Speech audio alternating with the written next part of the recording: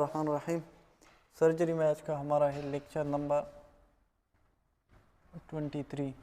ठीक है, आज हम स्टमक को स्टार्ट करने जा रहे हैं। स्टमक,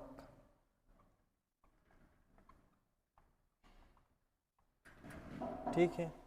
पहले हम स्टमक की एम्ब्रियोलॉजी पढ़ेंगे, फिर हिस्टोलॉजी और फिर एनाटमी और फिर इसकी फिजियोलॉजी। तो स्टमक हमारे पास एम्ब्रियोलॉजिकल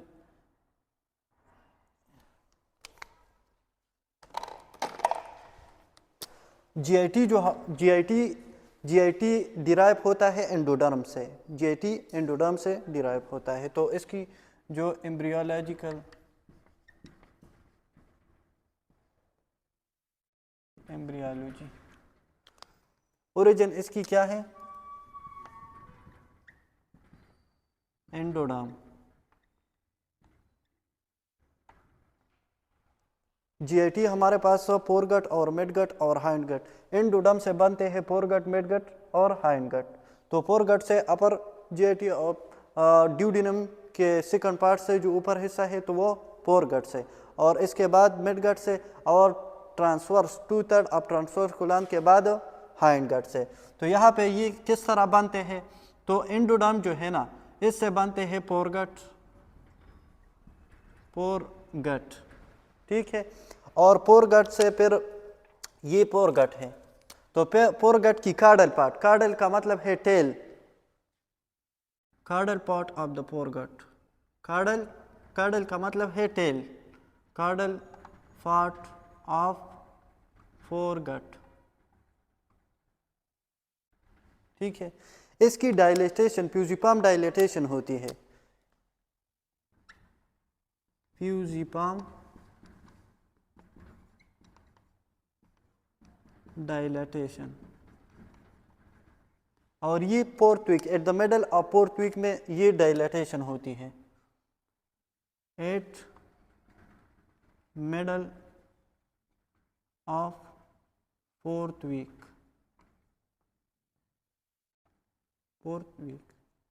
ठीक है। ये इस तरह डायलेटेशन है, फ्यूजिपाम डायलेटेशन, इस तरह की डायलेटेशन होती है। तो पहले इस तरह की स्ट्रक्चर बनते हैं। अब fusiform dilatation at the mid of fourth week में बनते हैं। ये initially it is oriented at mid line, initially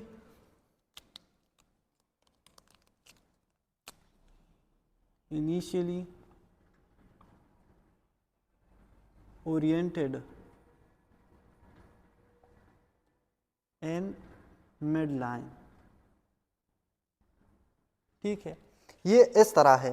अब fifth week, start of fifth week पे ये रोटेशन शुरू कर देती है। At the start of fifth week it rotate, at the start of fifth week it rotate, ठीक है। अब ये हमारे पास इस तरह है ना, तो फिर ये रोटेशन कर देती है, और ये इसकी राइट वाल है। फॉर एग्जांपल इसकी ये स्वेलिंग की ये राइट वाल है और ये लेफ्ट वाल है। तो ये राइट वाल ज़्यादा ग्रोथ करती है एज कंपेयर टू लेफ्ट, इस तरह। अब इसमें लिखे during next second week, during, अब फोर्थ वीक के बाद ड्यूरिंग नेक्स्ट 2 वीक। तो इसके बाद फिर क्या होता है? The right wall of the swelling grow rapidly then the left wall, the right wall of the swelling grow rapidly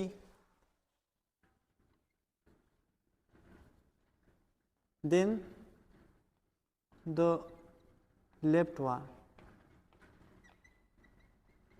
अब ये इसकी राइट वॉल ग्रो रेपिड कर देता है, और इसकी रोटेशन भी होती है ना, तो फिर इससे इस तरह स्ट्रक्चर बनते हैं,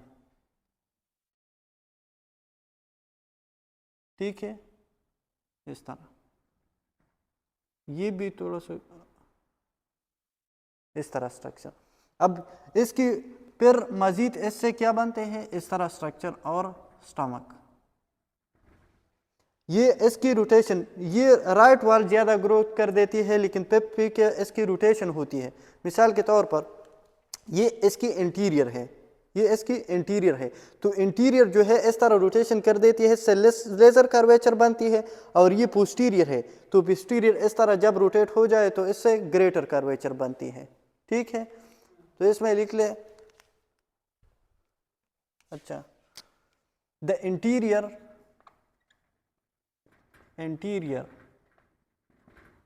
या वेंट्रल बिकम लेजर या ग्रेटर कर्वेचर। ये इस तरह है, तो जब इस तरह रोटेशन करे, ये इंटीरियर है और वेंट्रल है, जब इस तरह रोटेशन करे तो इससे लेजर कर्वेचर बनती है, become laser curvature.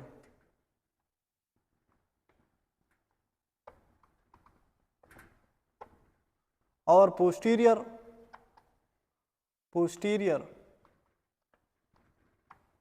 Dorsal become greater curvature. Simple है।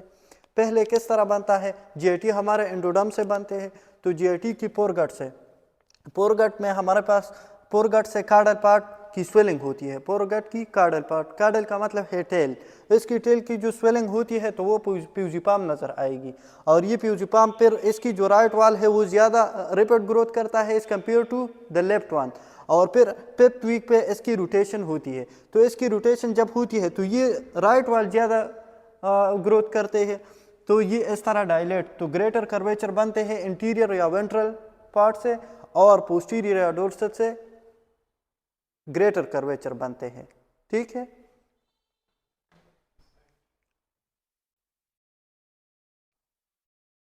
अच्छा, हिस्टोलॉजी इसकी सिंपल है। ठीक है,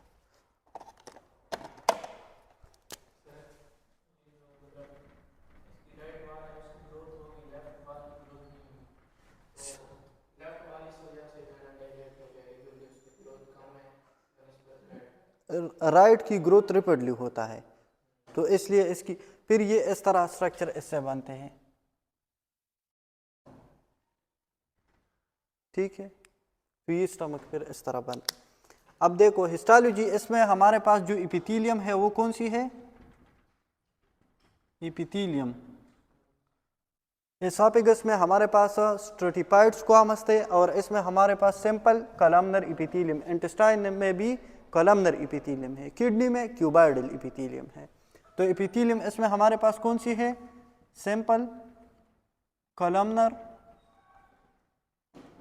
एपिथेलियम। ठीक है, स्क्वामस हमारे पास अगर सेल एस शेप की हो तो ये हमारे पास स्क्वामस है, और क्यूबॉइडल में क्यूब शेप, और कॉलमनर में इस तरह, तो ये कॉलमनर एपिथेलियम है। इसमें लिख ले इंपॉर्टेंट पॉइंट एक ये है, no goblet cell, no goblet cell, इसमें गॉबलेट सेल नहीं है। इंटेस्टाइन में हमारे पास गॉबलेट सेल होता है। अच्छा,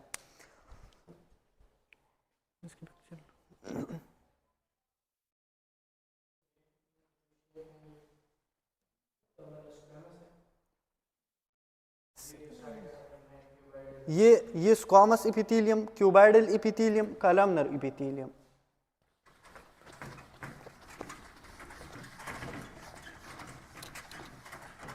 इसकी एनाटॉमी को देखें कि एनाटॉमी इसकी किस तरह है। एनाटॉमी, ठीक है, हमारे पास एसोफेगस है, ऊपर से एसोफेगस आई है, और यहाँ पे हमारे पास डायफ्राम है, ये डायफ्राम है। फिर इसके बाद ग्रेटर कर्वेचर, और फिर लेसर कर्वेचर, और ड्यूडिनम।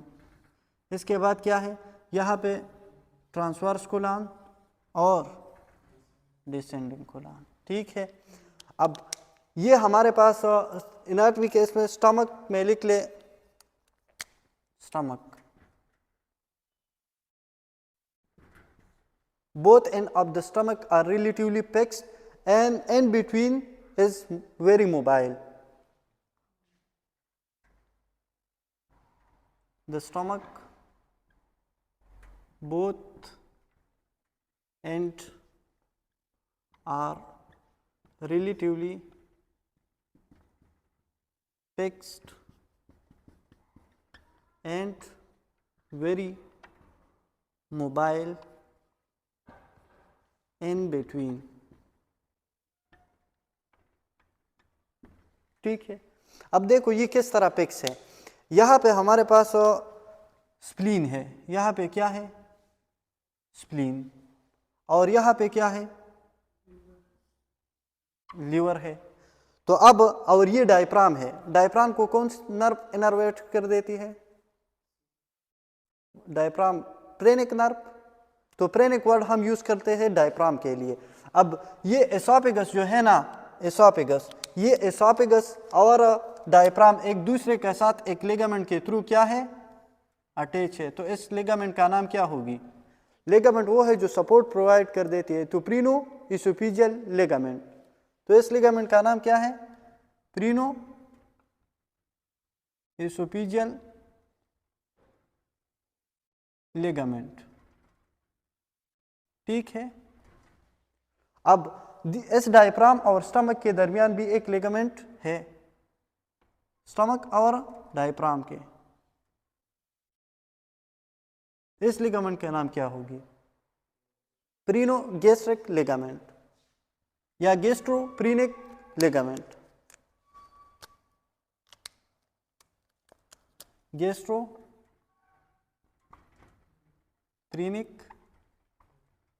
लिगामेंट।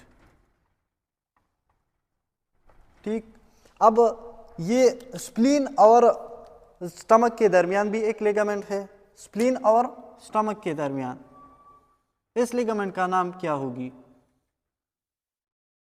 गैस्ट्रोस्प्लीनिक लिगामेंट, गैस्ट्रोस्प्लीनिक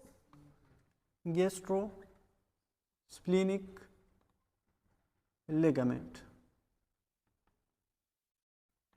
ठीक है, ये स्टमक और कोलन के दरमियान भी लिगामेंट है, तो इसका नाम क्या होगी, गैस्ट्रोकोलिक लिगामेंट। कोलन तो गैस्ट्रोकोलिक लिगामेंट, और इन लिगामेंट की वजह से ये अपनी जगह पे फिक्स है। एक लिगामेंट लीवर और लेसर कर्वेचर के दरमियान है, तो इसकी नाम क्या होगी, हेपेटोगैस्ट्रिक लिगामेंट, हेपेटोगैस्ट्रिक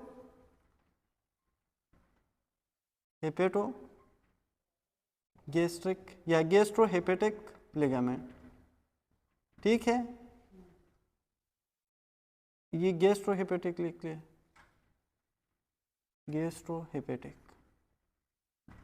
गैस्ट्रोहेपेटिक लिगामेंट। और ये एक लिगामेंट इसकी अपर ड्यूडिनम के साथ भी है इस तरह, तो ये हेपेटोड्यूडिनल लिगामेंट, हेपेटोड्यूडिनल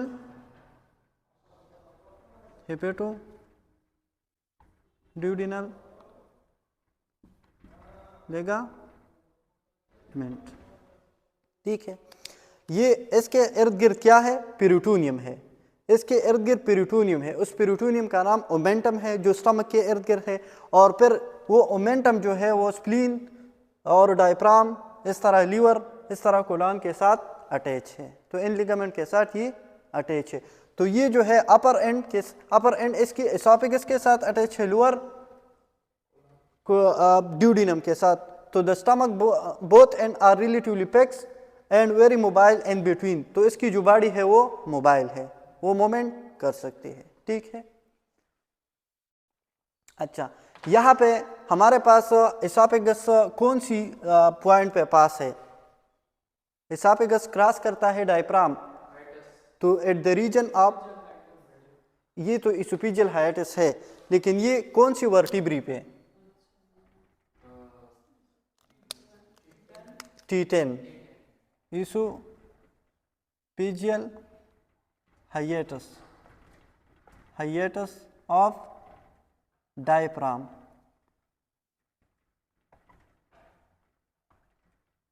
स्टमक से हमारे पास इंफीरियर वेना केवा पास है, एओर्टा पास है और एसोफेगस भी पास है।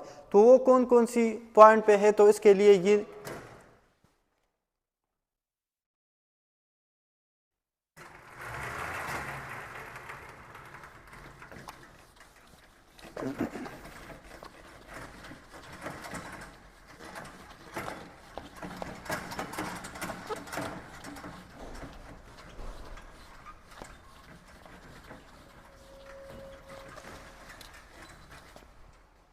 वो कौन सी पॉइंट है जो जिस पे एओर्टा, तो ये इसके लिए ये नमूने की याद रखिए। I8 10 eggs at 12 o'clock, ये सेंटेंस इसके लिए याद रखिए। अब ये थोड़ा सा चेंज करें,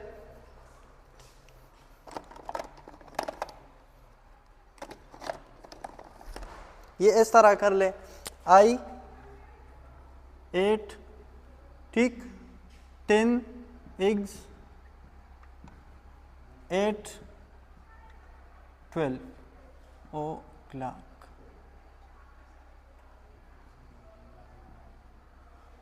अब आई पर इंपीरियर वेना केवा और इसके साथ क्या है 8, तो इंपीरियर वेना केवा पास है किस पे? T8 पे, T8 पे, ठीक है।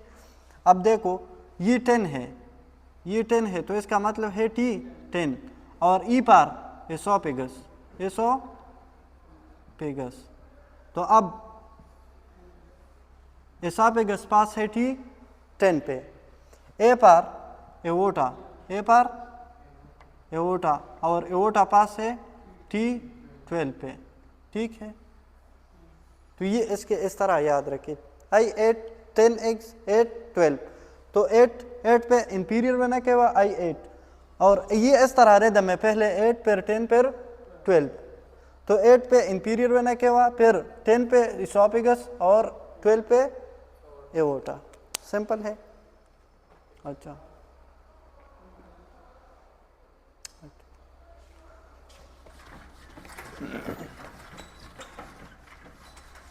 अच्छा, पार्ट ऑफ द स्टमक के पार्ट, स्टमक की कौन कौन सी पार्ट है? ठीक है, स्टमक ये एसोफेगस है, ठीक है, फिर ये पंडस, बॉडी, पाइलोरिक, इस तरह।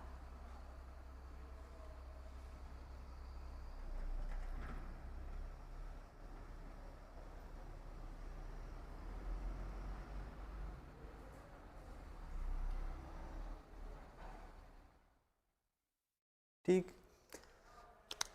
ये हमारे पास ये एसोफेगस तो ओपन हो गई है स्टमक में, यहाँ पे ओपनिंग है, ये क्या है? ओपनिंग है। ये क्या मसला है यहाँ पे ये जो ओपनिंग है, तो इस ओपनिंग का नाम क्या है? इसको हम कार्डियक स्फिंक्टर कहते हैं। यहाँ पे जो स्फिंक्टर है, फिजियोलॉजिकल स्फिंक्टर, यहाँ पे क्या है? स्फिंक्टर, गैस्ट्रो इसोफेजियल जंक्शन या lower oesophageal sphincter, lower oesophageal sphincter. इसका दूसरा नाम क्या है? Cardiac sphincter, cardiac sphincter. तो इस ओरिफिस का नाम क्या है? जहाँ पे एसोफेगस स्टमक में ओपन होती है, तो इस ओरिफिस, ये ओपनिंग का नाम क्या है? कार्डियक ओपनिंग, कार्डियक ओरिफिस, ठीक है, कार्डियक ओरिफिस। और ये इसके साथ साथ जो एरिया है, ये एरिया क्या है? Cardia of stomach. ये क्या है? Cardia of stomach. ये जो अपवर्ड डाइवर्ट है, इस तरह प्रोजेक्टेड है, तो ये एरिया कहलाता है पंडस। और इसमें इम्पोर्टेंट बात ये है, फिर इसकी आगे बहुत इम्पोर्टेंस है। तो यहाँ पे ईयर होती है, पंडस में क्या होती है? ईयर बबल पंडस में होती है। अब यहाँ पे ये जो पॉइंट है, ये पॉइंट इसका नाम है इंसिसोरा इंगुलेरस। अब इंसिसोरा इंगुलेरस और पंडस या कार्डियक ओरिफिस के दरमियान ये जो एरिया है, तो इसको का नाम क्या है? बॉडी या कार्पस। ठीक है, ये बॉडी है। अब ये हमारे पास एंट्रम है, तो इसका नाम क्या है? इस जगह से लेके इस तक ये क्या है? Pyloric antrum. पाइलोरिक एंट्रम, इसमें हमारे पास जी सेल होता है और वो गैस्ट्रीन रिलीज कर देते हैं। अब ये हमारे पास क्या है? इंसिसोरा इंगुलेरस से इसके बाद ये जो ट्यूब है, तो इस ट्यूब का नाम है पाइलोरस। ये क्या है? पाइलोरस। और पाइलोरस के अंदर जो किनाल है, तो इसका नाम है पाइलोरिक किनाल। सिंपल है। ये जो किनाल है, इसके अंदर जो क्यूविटी है, तो इसका नाम क्या है? Pyloric canal. अच्छा, यहाँ पे भी एक स्फिंक्टर है, यहाँ पे भी क्या है? स्फिंक्टर है। और यहाँ पे इसकी ओरिपिस भी होगी, जहाँ पे ये ड्यूडिनम के साथ, यहाँ पे लिख ले, यहाँ पे ये स्फिंक्टर है। चलो, तो इस स्फिंक्टर का नाम क्या है? Pyloric sphincter. ये क्या है? Pyloric sphincter. अच्छा, यहाँ पे ओरिपिस है ना, जहाँ पे स्टमक अपने सिक्रीशन को, अपनी जो कंटेंट है, वो ड्यूडिनम में डालते हैं, तो ये ओरिपिस का नाम क्या होगी? पाइलोरिक ओरिपिस। सिंपल है। पहले हमारे पास कार्डियक ओरिपिस है, इसके साथ जो एरिया है, तो वो कार्डिया ऑफ द स्टमक है। ये पंडस है जो अपवर्ड प्रोजेक्टेड है, डोम शेप है। ठीक है, और फिर बॉडी है, the largest part of the stomach. अच्छा, इसके बाद पाइलोरिक एंट्रम है। पाइलोरिक एंट्रम है, बॉडी हमारे पंडस से लेकर और इंसिसोरा इंगुलेरस तक बॉडी है, फिर पाइलोरिक एंट्रम है। और ये जो ट्यूब शेप एरिया है, the most tubular area of the stomach is called pylorus. और इसके एक ओरिपस है, उस ओरिपस का नाम पाइलोरिक ओरिपस है। और यहाँ पे ये मसल थिक हो गई है, तो क्या बनाया है? Pyloric sphincter. ये स्टमक है, लेकिन मैंने इसे जूम किया है, इस जगह तक ये स्टमक है, फिर ड्यूडिनम है। हाँ, अच्छा, तो अब देखो, मुझे एक एक को बताए।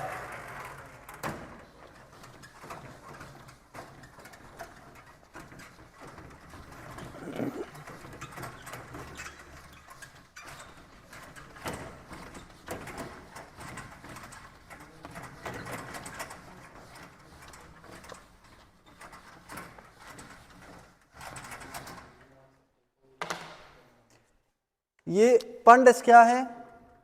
पंडस, पार्ट लिख ले, पार्ट्स।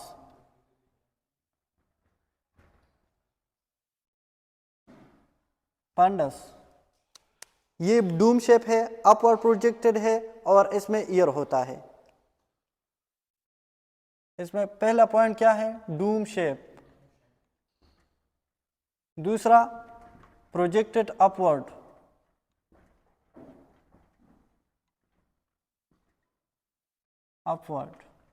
तीसरा, ये कहां से कहां तक है? Laterally to the left side of cardiac orifice. देखो, ये कार्डियक ओरिपिस है, तो इसकी लेफ्ट साइड क्या है? ये हम, अगर मैं इस तरह में खड़ा हूं ना, तो ये कार्डियक ओरिपिस है, तो इसकी लेफ्ट साइड ये है, तो कार्डियक ओरिपिस की लेफ्ट साइड तक है पंडस।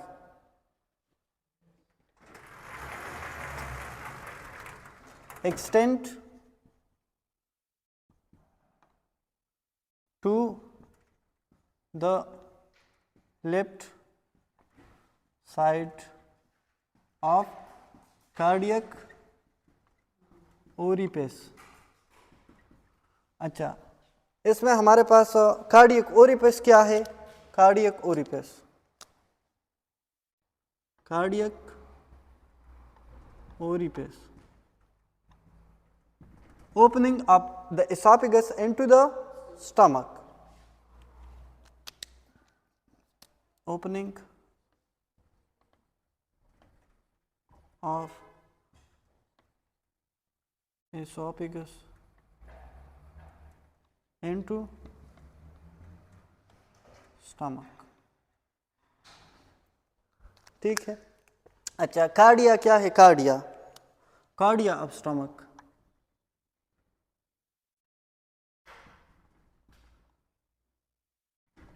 Cardia of stomach, area just around the cardiac orifice. तो ये कार्डिया है, area just around the cardiac orifice,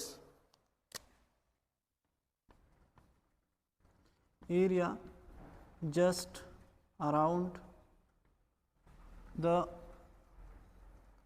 cardiac orifice. Simple है। तो कितने पंडस, पंडस है, कार्डिया है और कार्डियक ओरिफिस है अपर रीजन में। ठीक है। अब इसके बाद क्या है? बॉडी, इसके बाद बॉडी है।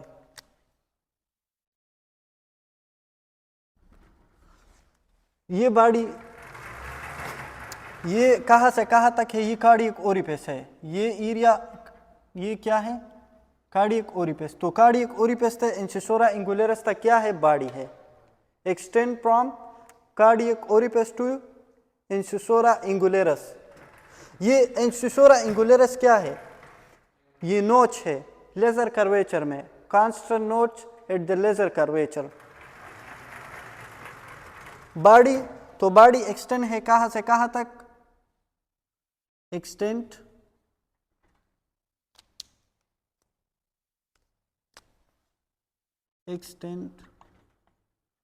From cardiac orifice to इंसिसोरा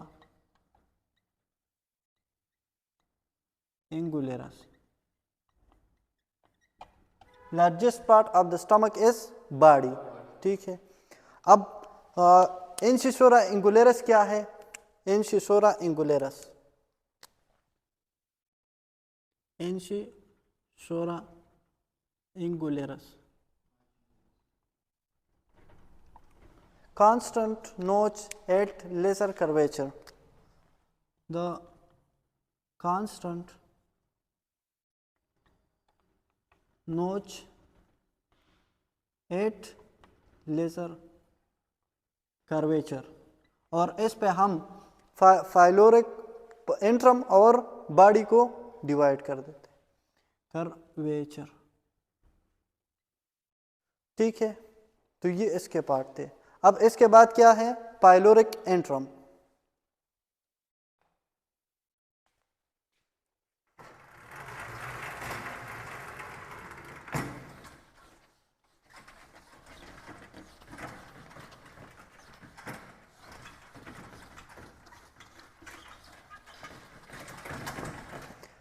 pyloric antrum में हमारे पास जी सेल होता है और D cell. D cell somatostatin release करते हैं, जी सेल गेस्ट्रिन रिलीज करते हैं।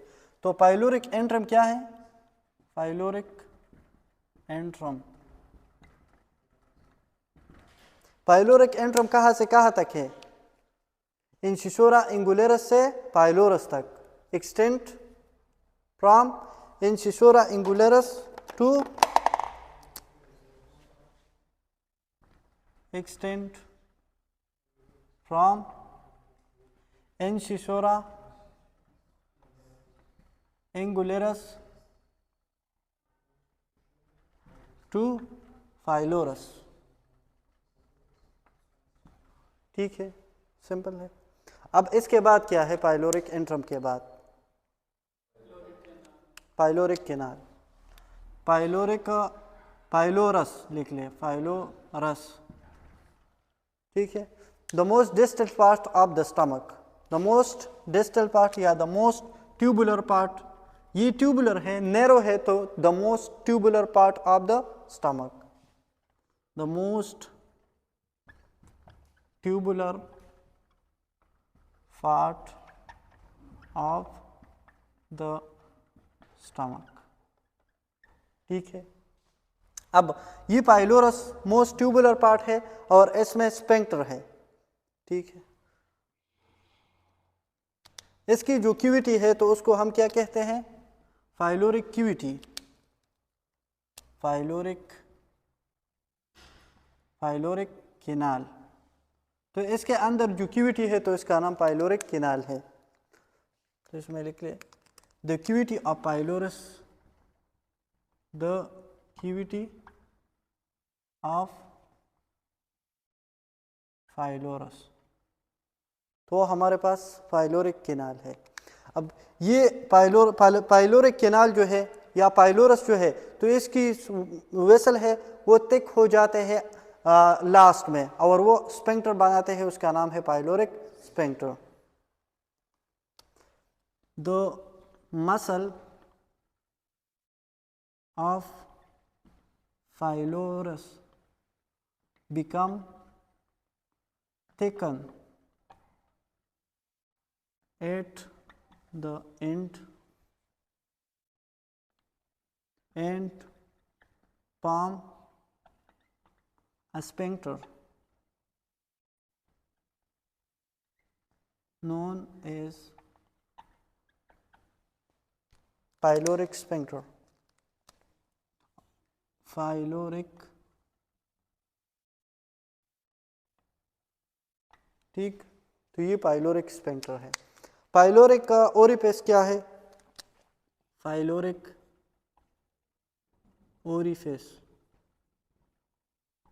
The opening of the stomach into the duodenum, the opening of the oesophagus into the stomach वो क्या है, cardiac orifice. The opening of the stomach into the duodenum तो वो pyloric orifice. The opening of the stomach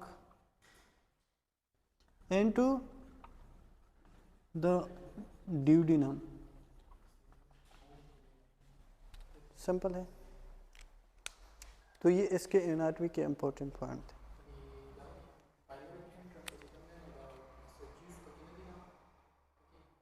क्या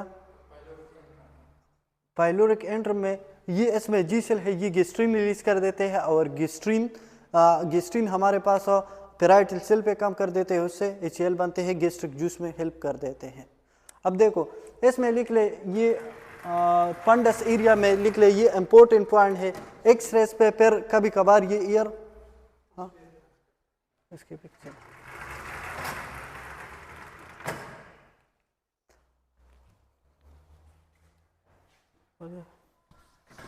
ये pylorus जो है ना, तो इसमें क्या होती है, ईयर बबल, पंडस।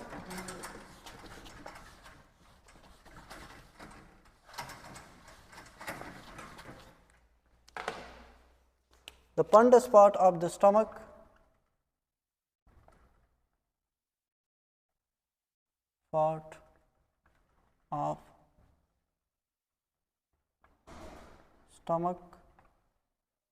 contain ear।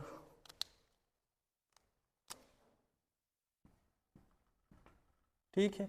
और ये ईयर कभी कभार जब स्टमक की रप्चर हो जाए तो ये बाहर लीकेज इसके होती है और डायफ्राम के नीचे ये अकोमुलेशन इसकी होती है।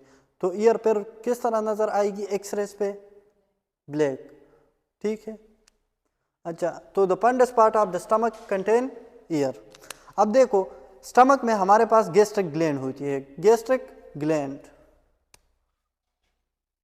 गैस्ट्रिक ग्लैंड का काम क्या है कि ये सिक्रीट कर देते हैं gastric juice, secrete gastric juice. ठीक है। और गैस्ट्रिक जूस हमारे पास, गैस्ट्रिक जूस का काम क्या है? Help and digestion, help and digestion, help and digestion. Daily production of gastric juice is about 1200 to 1500. Daily production of gastric juice वो कितना है? 1200 से लेकर 1500 ml तक। अब इसमें हमारे पास HCl भी होता है, इंट्रिंसिक फैक्टर भी है और पेप्सिनोजेन सारे के सारे गैस्ट्रिक जूस में होती है। अब गैस्ट्रिक ग्लैंड के सेल के कौन सी है? तो पहले parietal cell, chief cell, mucoid cell, ये प्राइमरी 3 मेन सेल है। इसके साथ साथ जी सेल भी है और डी सेल भी है, ठीक है। लेकिन मेन सेल पेराइटल सेल को याद रखें, चीफ सेल और म्यूकस सेल।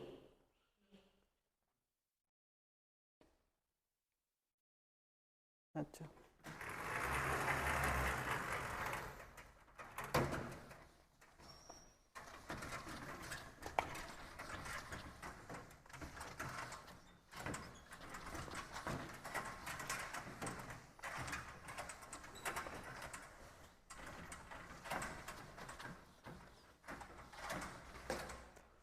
तो cell of gastric gland,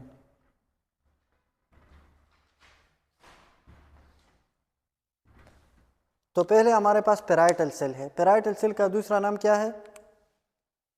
एक्जेंटिक cell. Parietal पहला हमारे पास क्या है? Parietal cell. इसका दूसरा नाम एक्जेंटिक सेल है। और एक्जेंटिक सेल का काम क्या है? HCl प्रोडक्शन और इसके साथ साथ इंट्रिंसिक फैक्टर, ठीक है।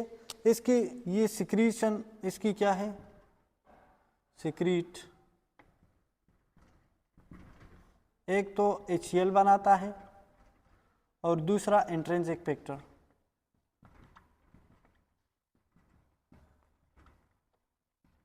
ठीक है। HCl का काम क्या है? यस, HCl हमारे पास पेप्सिनोजेन को कन्वर्ट कर देता है पेप्सिन में। और इंट्रिंसिक फैक्टर की काम विटामिन B12 की एब्जॉर्प्शन कर देती है। और इसकी HCl का काम क्या है? HCl फंक्शन, एक तो ये कन्वर्ट कर देता है पेप्सिनोजेन, जब जिन लास्ट में हो तो वो इनएक्टिव एंजाइम होता है। ये कन्वर्ट कर देता है पेप्सिन में और pepsin is active and it help in the digestion of protein. तो अब ये HCl कन्वर्ट कर देता है, पेप्सिनोजेन कन्वर्ट कर देता है पेप्सिन में, कौन? HCl। अब कुछ बैक्टीरिया हमारे पास एसिडिक एनवायरनमेंट में नहीं रह सकती, वो किल हो जाती है। तो इस लिख ले इसमें ये, और दूसरा किल बैक्टीरिया, किल बैक्टीरिया, तो ये HCl का काम है। अब इंट्रिंसिक फैक्टर का काम क्या है? इंट्रिंसिक फैक्टर, तो इंट्रिंसिक फैक्टर का ये इलियम से, टर्मिनल इलियम से विटामिन B12 की एब्जॉर्प्शन कराता है। Absorption of vitamin B12 from terminal ileum. Ileum क्या है? Last part of the small intestine. तो हमारे पास जो एब्जॉर्प्शन है वो स्मॉल इंटेस्टाइन से होती है। Absorption, digestion, absorption small intestine में होती है। तो टर्मिनल इलियम। अब अगर हमारे पास ऑटो इम्यूनो डिस्ट्रक्शन, अगर पेराइटल सेल डिस्ट्रॉय हो जाए तो फिर क्या मसला होगी? HCl नहीं बनेगी, इंट्रिंसिक फैक्टर नहीं बनेगी। अब इंट्रिंसिक फैक्टर ना हो तो विटामिन B12 की एब्जॉर्प्शन होगी नहीं। और विटामिन B12 की एब्जॉर्प्शन हमारे लिए ये RBC है। RBC जब इमैच्योर हो तो वो इस शेप में होती है, और जब RBC मैच्योर, ये क्या है? इमैच्योर। अब इसको मैच्योर करने के लिए किस चीज़ की ज़रूरत है? विटामिन B12 और विटामिन B9, फोलिक एसिड और कोबालामिन की ज़रूरत है कि ये मैच्योर फॉर्म में ले जाए। ये इसकी मैच्योर फॉर्म है, ठीक है, बाई कनकेव शेप। अब अगर ये विटामिन B12 की कमी हो तो ये मैच्योर होगी। ये मैच्योर RBC है। ये क्या है? मैच्योर RBC, ठीक। अब ये मैच्योर है, ये इमैच्योर है। तो स्प्लीन में हमारे पास छोटे छोटे वेसल है। जब ये RBC छोटे वेसल, या फॉर एग्जांपल ये स्मॉल वेसल है, तो ये इससे पास हो सकते हैं? नहीं, तो it will stuck here and will get destroyed in the spleen. अब ये तो एस शेप की है, तो ये इससे पास हो सकते हैं, तो ये पास नहीं हो सकते, तो फिर RBC की कमी होगी। तो RBC की कमी को क्या कहते हैं? इनीमिया। और इस इनीमिया का नाम परनीशियस है। जब वो इंट्रिंसिक फैक्टर या पेराइटल सेल की डिस्ट्रक्शन की वजह से हो तो फिर हम परनीशियस इनीमिया की। और ये it is the type of megaloblastic anaemia. Megalo का मतलब है लार्ज। तो यहाँ पे मसला किस चीज़ के? RBC की लार्ज साइज है। कुछ इनीमिया में हमारे पास RBC की साइज स्मॉल होती है। मिसाल के तौर पर आयरन डिफिशिएंसी इनीमिया, तो उसमें आयरन कम है, तो RBC की जो आयरन कम है, हीमोग्लोबिन कम बनेगी। जब हीमोग्लोबिन की साइज कम हो तो RBC भी कम, तो इसकी माइक्रोसिटिक इनीमिया उसे कहते हैं। और कुछ की जो RBC की साइज है वो नॉर्मल होती है, तो वो नॉर्मोसिटिक। और मेगेलोब्लास्टिक इनीमिया में हमारे पास RBC की साइज लार्ज होती है। तो ये क्या कराता है?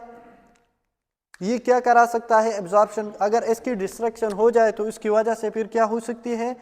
Pernicious anaemia. परनीशियस इनीमिया, ठीक है। अच्छा, तो पेराइटल सेल का तो एक ये काम है। पेराइटल सेल कहाँ पे होती है? तो ये प्रेजेंट होता है कार्डिया ऑफ द स्टमक में और पंडस ऑफ द स्टमक में। तो ये found in fundus and cardia of the stomach. Cardia of stomach is the area just around the cardiac orifice। तो ये वहाँ पे प्रेजेंट है। अब हमारे पास जो पेराइटल सेल है, तो पेराइटल सेल ये ज़्यादातर जो हम फूड मेडिसिन लेते हैं तो वो आफ्टर मील। इसमें पहले ये पॉइंट लिख ले, जो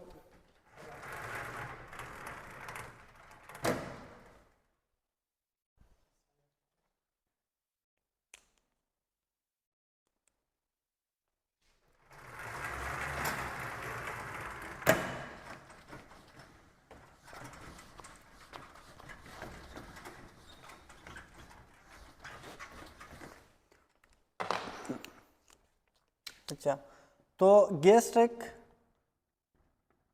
एसिड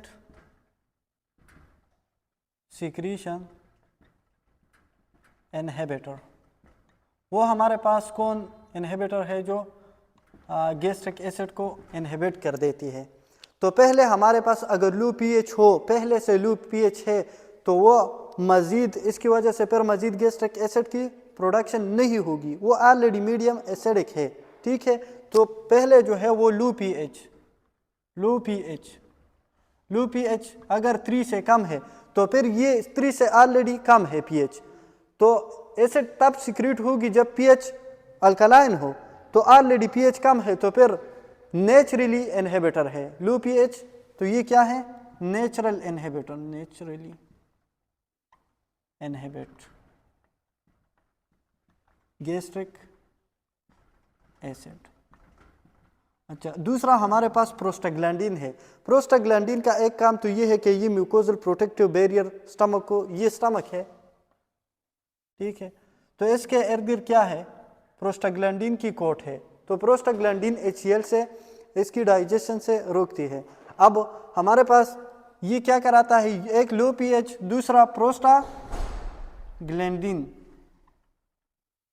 प्रोस्टाग्लैंडिन, तीसरा हमारे पास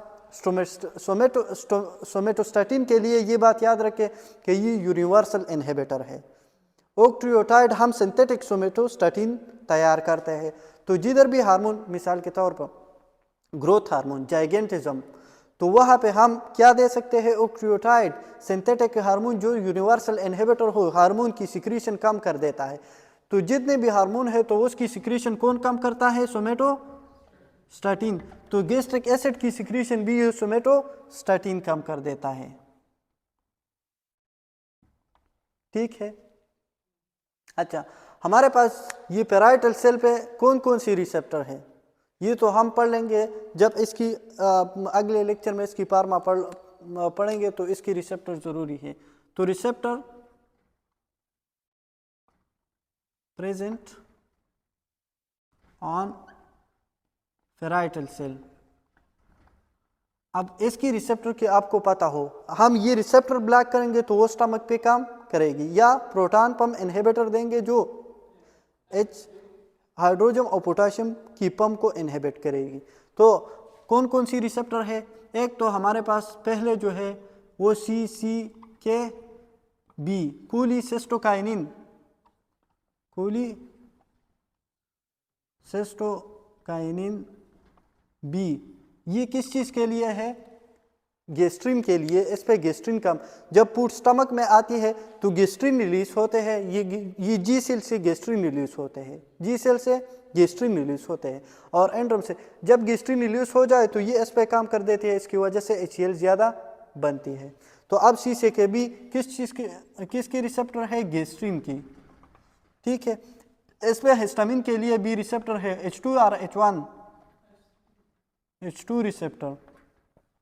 ठीक है। और H2 रिसेप्टर जब इस पे हिस्टामिन काम करे तो इसकी वजह से क्या होगी? ज़्यादा HCl बनेगी। और इस पे इसके लिए M3 रिसेप्टर है, M3 रिसेप्टर है, और वो एसिटाइलकोलिन के लिए है। हम स्टमक के लिए एसिटाइलकोलिन के ड्रग तो नहीं देते, अगर देते हैं तो फिर वो M1 रिसेप्टर की, और वो M1 रिसेप्टर हम पढ़ेंगे कि वो क्यों देंगे।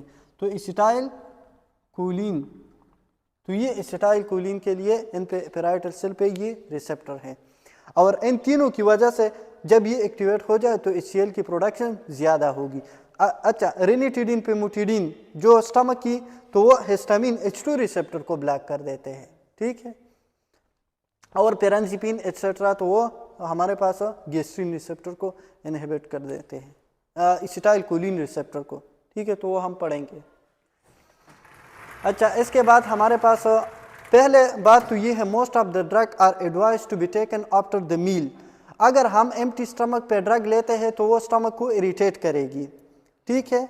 अगर कुछ ड्रग हमारे पास ऐसे है जो वो हम एम्प्टी स्टमक पे लेंगे, वो कौन सी ड्रग है तो वो मैं आपको इसकी लिस्ट लिखता हूँ। बाकी हम वो इसलिए एम्प्टी स्टमक पे लेंगे, अगर वो हम आफ्टर द मील लेंगे तो फिर पहले से गैस्ट्रिक कंटेंट है तो उसकी एब्जॉर्प्शन फिर कम होगी। एब्जॉर्प्शन तो स्मॉल इंटेस्टाइन से होती है, लेकिन वो एसिड इस पे काम नहीं करेगी, तो फिर इसकी इफेक्टिवनेस कम होगी। ठीक है। और अगर हम मिसाल के तौर पर एम्प्टी स्टमक की ड्रग है, ओमेप्राजोल स्टमक की ड्रग एम्प्टी स्टमक पे लेते हैं या after the meal? Empty stomach पे ओमेप्राजोल, सिर्फ PPI, ranitidine after the meal. कुछ ड्रग हम एम्प्टी स्टमक पे लेते हैं और कुछ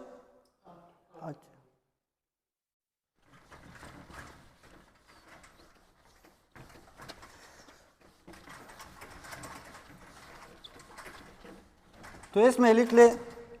अच्छा, अगर हम जो ड्रग एम्प्टी स्टमक पे लेते हैं, ठीक है, और वो हम आफ्टर द मील ले ले तो वो डेंजरस है?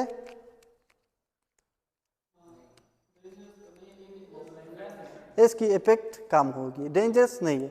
अगर जो ड्रग आफ्टर द मील लेना है और वो हम एम्प्टी स्टमक पे ले ले, वो डेंजरस है? Not dangerous, but it will irritate या अपसेट द स्टमक। ठीक है। अब देखो हमारे पास इसमें लिख ले, most of the medicine are advised to be taken after the मील,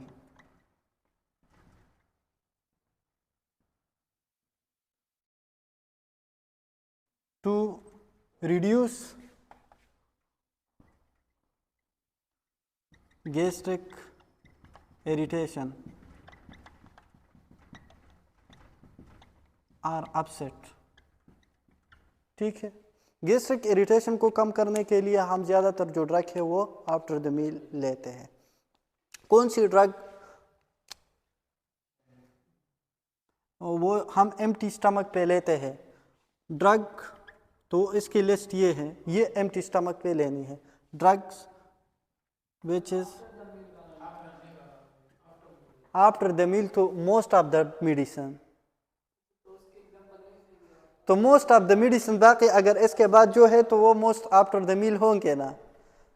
ठीक है, तो drug which are taken on empty stomach,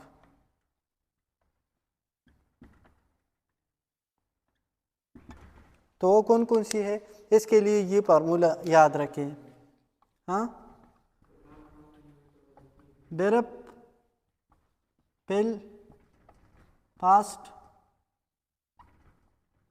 डेरप pill past clips. ठीक है, अब इसमें बी किस चीज के लिए है? बी बिस्फॉस्फोनेट हम एम्प्टी स्टमक पे लेंगे, तो पहले बिस्फॉस्फोनेट, बिस्फॉस्फोनेट में कौन सी ड्रग आते हैं और बिस्फॉस्फोनेट किस चीज़ के लिए देते हैं? एलेंड्रोनेट, एजेंड्रोनेट, हड्डी, जब जिसकी हड्डियाँ कमज़ोर हो तो उसके लिए हम बिस्फॉस्फोनेट देते हैं, एलेंड्रोनेट, एजेंड्रोनेट। और ये ए पार एम्पिसिलिन, एम्पिसिलिन क्या है? पेनिसिलिन है, एंटीबायोटिक है। आर पार रिपम्पिसिन, रिपम्पिसिन किस चीज़ के लिए यूज़ होता है? एंटीटीबिया, ठीक है, ट्यूबरकुलोसिस के लिए। और ई पार एरिथ्रोमाइसिन, एजेथ्रोबी समटाइम वो एम्प्टी स्टमक पे लेते हैं, तो एरिथ्रोमाइसिन ये भी क्या है? मैक्रोलाइड है, एंटीबायोटिक है। और एफ पार फ्लोरोक्विनोलोन, फ्लोरोक्विनोलोन का एग्जांपल दे दें, फ्लोक्सासिलिन, सेप्रोफ्लैक्सासिन, फ्लैक्सासिन वाले फैमिली, सेप्रोफ्लैक्सासिन, लेवोफ्लैक्सासिन, जीमीफ्लैक्सासिन, वो फ्लोरोक्विनोलोन की है। ठीक है, तो वो भी हम एम्प्टी स्टमक पे लेते हैं। और P for PPI, proton pump inhibitor, omeprazole, lansoprazole, pantoprazole. I for isoniazid, iso, और ये किस चीज़ के लिए यूज़ होते हैं? टीबी के लिए। और एल पार लियोथायरक्सिन, लियो ये किस चीज़ के लिए यूज़ होते हैं? हाइपोथायराइडिज्म। और एफ पार पेरासल्फेट, ये किस चीज़ के लिए use? Iron deficiency anaemia, iron की कमी। ए पार एंटी रेट्रोवायरल, एंटी रेट्रोवायरल। और एस पार सुक्रालपेट, सुक्रालपेट ये हम पढ़ेंगे, सुक्रालपेट। ठीक है, और इसके साथ साथ टेट्रासाइक्लिन,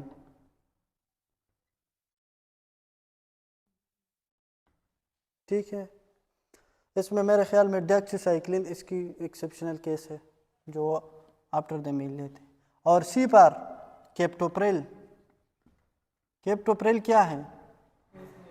ACE इनहिबिटर। अच्छा, तो इसमें जो केप्टोप्रिल है तो वो हम एम्प्टी स्टमक पे लेते हैं। एल पार क्लिप्स है, तो एल पार ल्यूडोपा, ल्यूडोपा किस चीज़ के लिए होता है? जब डोपामिन की कमी हो। और आई पार आयरन,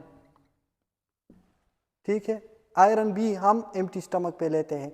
अगर एम्प्टी स्टमक पे मिसाल के तौर पर आयरन ले लें और वो गैस्ट्रिक इरिटेशन कराता है तो फिर हम आफ्टर द मील आयरन देंगे।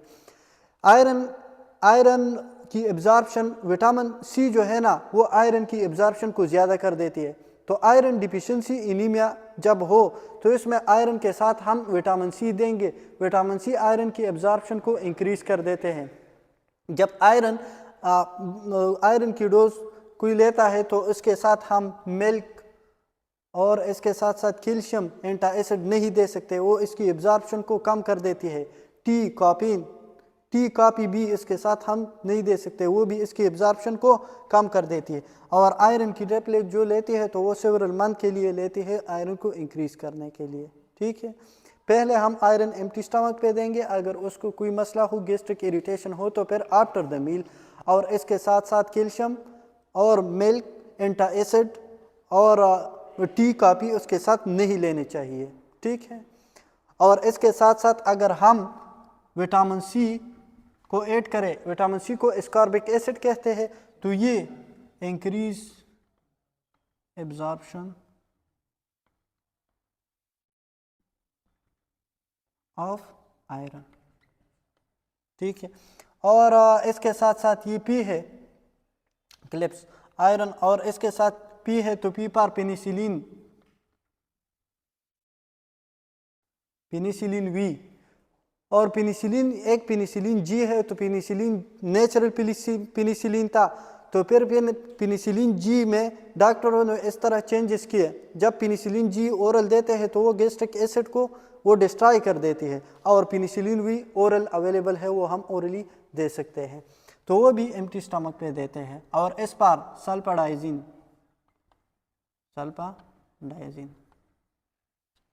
ठीक है, ये भी एंटीबायोटिक है। तो ये वो ड्रग है जो हम, ये इसकी वजह से गैस्ट्रिक एम्प्टी स्टमक पे गैस्ट्रिक एसिडिटी होगी। ठीक है, और इसकी वजह से इसकी एब्जॉर्प्शन ज़्यादा होगी इंटेस्टाइन में। बाकी जो ड्रग है तो इसमें कुछ और भी होगी, लेकिन ज़्यादातर हम most of the medicine are advise to be taken after the meal. Bisphosphonate में एलिंड्रोनेट, जिंड्रोनेट, और ये जो जिसकी हड्डियाँ कमज़ोर हो तो इनके लिए देते हैं। अच्छा,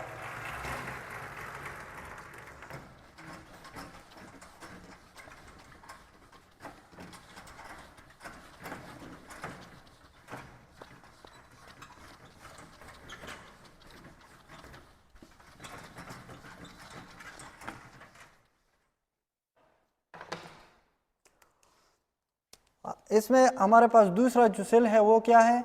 चीप सेल। चीप सेल का दूसरा नाम है जाइमोजेनिक सेल, जाइमोजेनिक और पेप्टिक सेल। ठीक है, तो ये सारे के सारे नाम एक है। और चीप सेल का काम क्या है? म्यूकस तो पेप्सिनोजेन ये सिक्रीट कर देते हैं, पेप्सिनोजेन, और इसमें लिख ले abundantly found in the fundus. Body में भी हो सकते हैं, लेकिन एबंडेंटली ये कहाँ पे मौजूद है? एबंडेंटली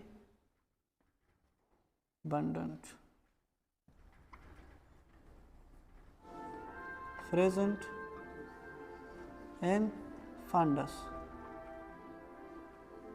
ठीक है, अच्छा, तीसरा जो सेल है ये भी इंपॉर्टेंट है, वो म्यूकॉइड सेल है या म्यूकस सेल है। म्यूकॉइड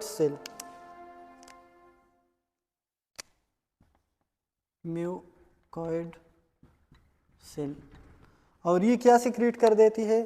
म्यूकस और बाइकार्बोनेट। अब देखो, अगर ये म्यूकस क्या कराती है? प्रोटेक्शन, HCl से प्रोटेक्शन। ये HCl,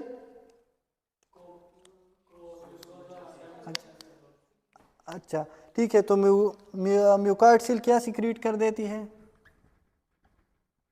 म्यूकस को, म्यूकस प्लस बाइकार्बोनेट एसिड है या बेस है, तो बाइकार्बोनेट HCl को न्यूट्रलाइज करेगी। एक बात, ये म्यूकस प्रोवाइड कर देती है प्रोटेक्शन, तो इसमें लिख ले provide protective coat to stomach lining, ठीक है। दूसरा, ये प्रोटेक्ट कर देती है self digestion by HCl, protect from self digestion by HCl, ठीक है। अच्छा, हाँ,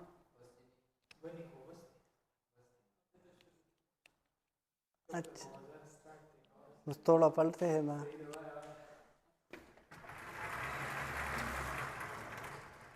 टेस्ट के लिए तो कुछ ना कुछ तो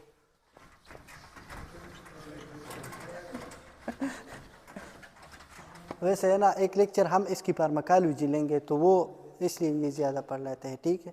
अब इतना अगर हम स्टमक पढ़ ले तो फिर अगर इसकी स्टमक के जो पेशेंट है तो इसकी इलाज भी कर सकते हैं, तो फिर मज़ा आएगा। अच्छा, इसमें तीसरे जो हमारे पास सेल है वो जी सेल है। बाकी जो सेल है जी सेल है, डी सेल है। जी सेल और जी सेल हमारे पास कहाँ पे होती है? एंट्रम पार्ट ऑफ द, ये एंट्रम में होती है, एंट्रम ऑफ। और जी सेल का काम क्या है? सिक्रीट, हाँ, गैस्ट्रिन, ठीक है। ये इंपॉर्टेंट है। ज़ोलिंगर एलिसन सिंड्रोम में क्या, किस चीज़ की ज़्यादा, वो किस सेल की कैंसर होती है? गैस्ट्रिनोमा इसमें होती है, तो जी सेल। अब ये गैस्ट्रिन का काम क्या है? ये सी के बी रिसेप्टर पे काम कर देती है और इसकी वजह से HCl ज़्यादा होती है, ठीक। इसमें हमारे पास डी सेल भी है, डी सेल, ये एंट्रम पार्ट बॉडी में भी हो सकते हैं और इसके साथ साथ पंडम। तो एंट्रम ज़्यादातर एंट्रम में होती है, बॉडी एट्सेट्रा, और पंडस में भी होते हैं। और इसकी काम क्या है? स्टोमेटोस्टैटिन रिलीज कर देते हैं। हार्मोन जिधर ज़्यादा हो, प्रोलैक्टिनोमा और हाइपरथायराइडिज्म हो, जो भी हो, तो इसके लिए हम सोमेटोस्टैटिन यूज़ कर सकते हैं। और इसकी सिंथेटिक एनालॉग ऑक्ट्रियोटाइड है, सिक्रीट सोमेटोस्टैटिन।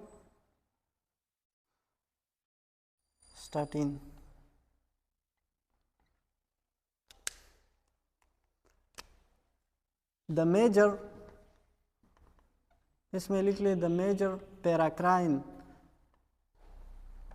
पैराक्राइन का मतलब, पैरा का मतलब है बिसाइड, तो जो अपने साथ जो सेल है उस पे काम करे। The major paracrine inhibitor of gastric acid, ठीक है। तो ये किस चीज़ पे काम कर देती है? पैराइटस सेल पे, और इसकी वजह से HCl कम बनती है। अच्छा, इसकी वेनस ड्रेनेज लास्ट, हाँ,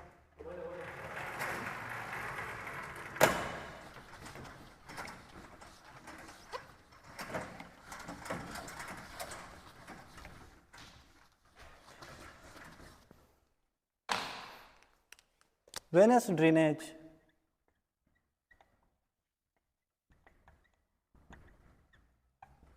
ऑफ स्टमक,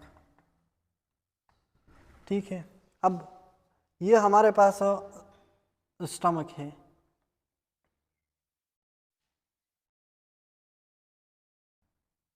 ग्रेटर कर्वेचर और लेजर कर्वेचर। यह इस पार्ट को अपर पार्ट ऑफ द एसाफेगस और लोअर पार्ट ऑफ द एसाफेगस और अपर part of the stomach supply कर देती है। कौन सी आर्टरी? लेफ्ट एल पार लोअर, लेकिन इसमें हम लेफ्ट गैस्ट्रिक आर्टरी। अच्छा, तो इसकी वेन सप्लाई हम इसके बाद, और lower part right gastric artery, और ये fundus part short gastric artery, और इसके बाद upper part of the greater curvature left gastro epiploic का मतलब है ओमेंटम आर्टरी, और lower part right gastro epiploic artery. इसकी नाम बड़ा है तो ग्रेटर कर्वेचर, छोटा तो लेजर कर्वेचर। दूसरा लेफ्ट है तो अपर पार्ट, राइट है तो लोअर पार्ट। ठीक, अब इसकी वेन उसको उल्टा करें, इसकी venous drainage left gastric when, left gastric when और लेफ्ट गैस्ट्रिक वेन, और इसकी राइट गैस्ट्रिक वेन, और ये दोनों अपना ब्लड डालती है कहाँ पे? Portal vein. ठीक, अब ये short gastric vein plus left gastro epiploic vein, ये अपना ब्लड डालती है कहाँ पे? स्प्लीनिक वेन में, स्प्लीनिक वेन, और right gastro epiploic artery superior mesenteric vein. अब देखो ये इस तरह है, इस डायग्राम को देखे तो फिर इसकी सप्लाई आसान है। तो चलिए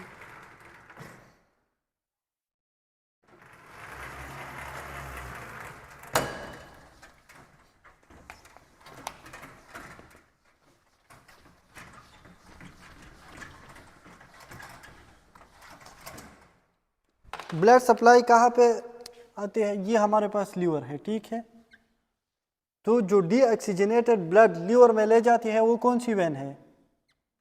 वो लार्जेस्ट वेन कौन सी है? Portal vein, portal vein. अच्छा ठीक, यहाँ पे स्प्लीन है, यहाँ पे क्या है?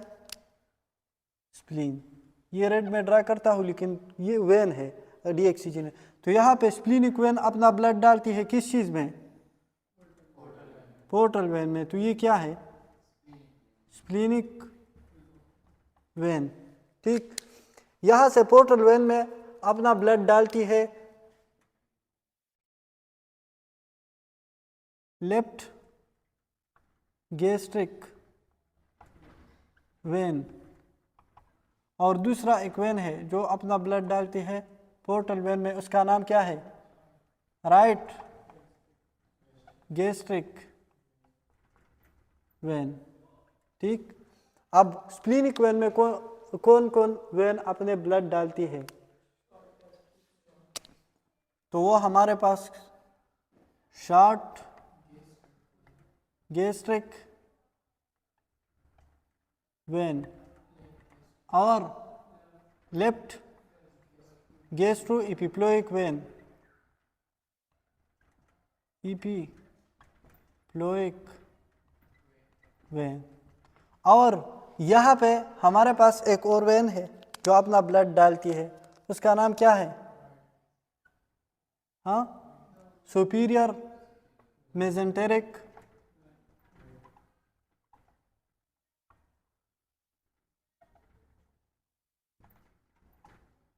Superior mesenteric when. और सुपीरियर मेसेंटेरिक वेन में राइट गैस्ट्रो इपिप्लोइक आर्टरी अपना ब्लड डालती है। तो यहाँ पे कौन आर्टरी अपना ब्लड डालती है?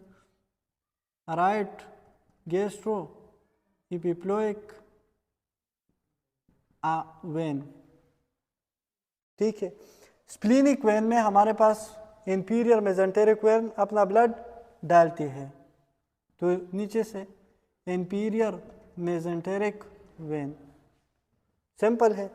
अब देखो इवेंचुअली तो पोर्टल वेन में ब्लड आती है, left gastric when portal vein में डायरेक्ट अपना ब्लड डालती है, right gastric when portal vein में डायरेक्ट अपना ब्लड डालती है, सुपीरियर मेसेंटेरिक वेन अपना ब्लड डालती है पोर्टल वेन में। सुपीरियर मेसेंटेरिक वेन में राइट गैस्ट्रिक इपिप्लोइक वेन अपना ब्लड डालती है। अच्छा, फिर स्प्लीनिक वेन है तो स्प्लीनिक वेन अपना ब्लड डालती है पोर्टल वेन में, और पोर्टल वेन स्प्लीनिक वेन में लेफ्ट गैस्ट्रिक इपिप्लोइक और शॉर्ट गैस्ट्रिक इपिप्लोइक अपना ब्लड डालती है, इंफीरियर मेसेंटेरिक वेन अपना ब्लड डालती है। अब मुझे एक बताए एक बात, अगर लीवर में मसला है, लीवर की सिरोसिस हो गई है, तो ये लीवर पोर्टल वेन से ब्लड एक्सेप्ट करेगी, तो ये प्रेशर वापस जाएगी, तो ये स्प्लीन को कंप्रेस करेगी ना, तो स्प्लीनो मेगेली, स्प्लीनो, तो लीवर के मसला लीवर में है और उसकी वजह से क्या होगी, अच्छा, तो ये बैकवर्ड प्रेशर लगाएगी किस चीज़ पे, लेफ्ट गैस्ट्रिक वेन पे।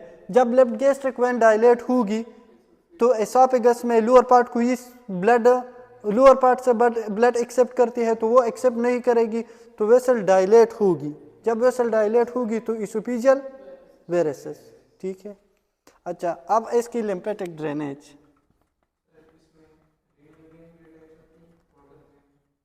किस चीज़,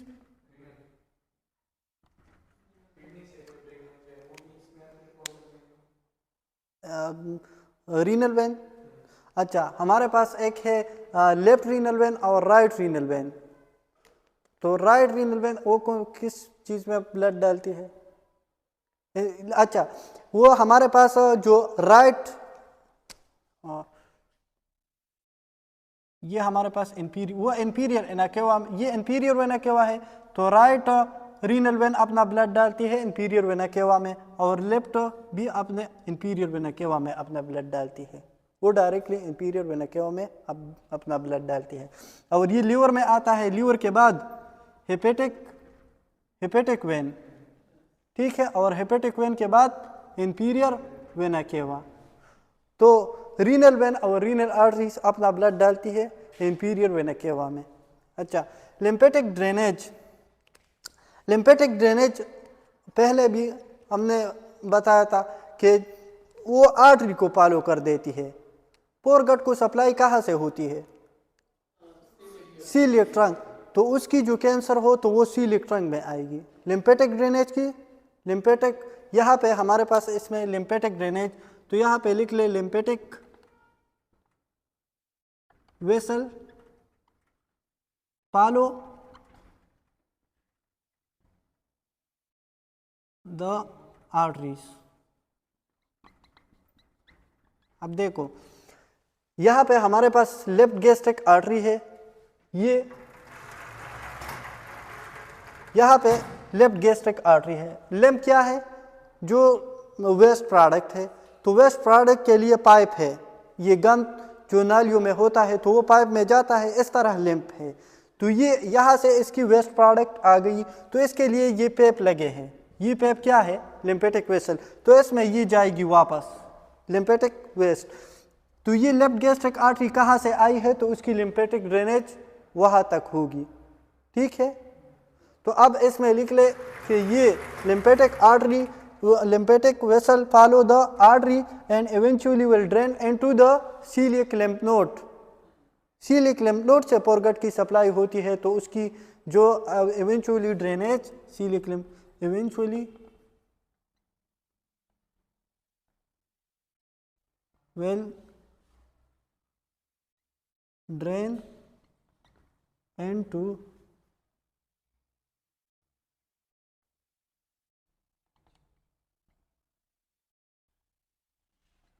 अच्छा, इसमें एक होते हैं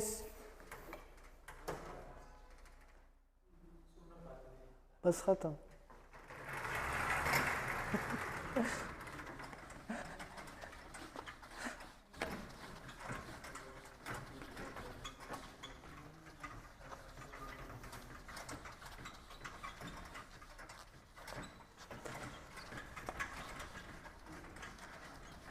अब ख़त्म है।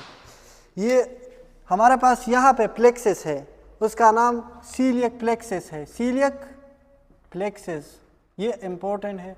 इसका दूसरा नाम सोलर प्लेक्सिस है, सोलर प्लेक्सिस। अच्छा, ये contain afferent fibre and efferent fibre, greater splanchnic nerve, lesser splanchnic nerve और लीस्ट स्प्लैंक्टिक नर्व, ये कहाँ से निकलते हैं, सीलियक प्लेक्सिस से। तो इसमें लिख ले कंटेन एपरेंट, एपरेंट वो है जो इंफॉर्मेशन ले जाती है ब्रेन को, सेंट्रल नर्वस सिस्टम को, इपरेंट वो होते हैं जो वापस इंफॉर्मेशन ले आते हैं। तो कंटेन एपरेंट एंड ईपरेंट फाइबर, एक बात। दूसरी बात इसमें ये लिख ले कि ये सीलियक प्लेक्सस जो है ये कहाँ से कहाँ तक होती है, ये interior lateral of the aorta पे होती है। Interior lateral location, interior lateral of aorta. अच्छा, और ये कहाँ से, T12 से L1 तक, ठीक है। तो ये इसके लिए ये सीलियक प्लेक्सस या सोलर प्लेक्सस कहाँ पे है, और ये कहाँ से अराइज है, तो beginning around the beginning of celiac trunk and superior mesenteric artery, जहाँ से सुपीरियर मेजेंटेरिक सीलियक ट्रंक कहाँ से निकली है, T12 से, और सुपीरियर मेजेंटेरिक आर्टरी L1 से। तो इन दोनों के around anterior lateral of the aorta पे क्या है, सीलियक प्लेक्सस, सोलर प्लेक्सस, ठीक है। इसमें कोई क्वेश्चन हो तो